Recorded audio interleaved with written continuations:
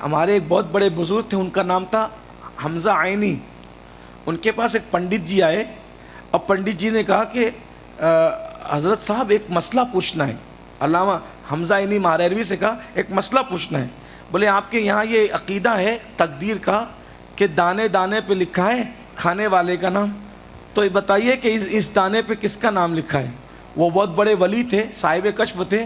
उन्होंने कहा पंडित जी ये जो चावल के दाने हैं ना, इन पर काशगंज में, मारेरा शिव के करीब एक छोटा सा गांव है, काशगंज में एक पीपल का दरख्त है, उस पर हंस का जोड़ा रहता है, ये उनके मुकद्दर में लिखा हुआ है।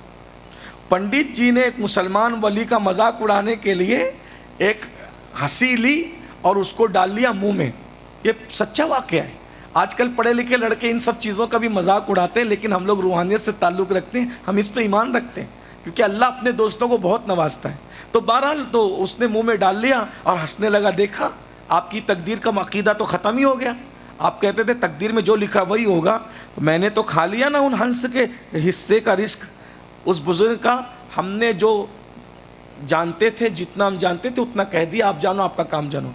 पंडित जी उसको खाकर पेट में दर्द हुआ, इतना इलाज कराया, कोई इलाज काम ना आया। आखिरकार हकीमों ने कहा काशगंज में फ़लाँ हकीम रहता है, उसके घर ले जाओगे तो दवा देगा तो अच्छा हो जाएगा। उसको बैलगाड़ी पे डाला पंडित जी को, और पंडित जी बैलगाड़ी पे डाल करके पेट में तकलीफ थी, तड़प रहे थे, ले जा रहे थे।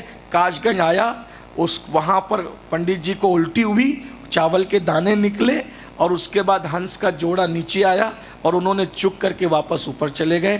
तब पंडित को पता चला कि किसी की तकदीर का दाना कोई नहीं खा सकता, ये इस्लाम का अक़ीदा है। वो वही कलेमा पढ़ के इस्लाम में दाखिल हो गए।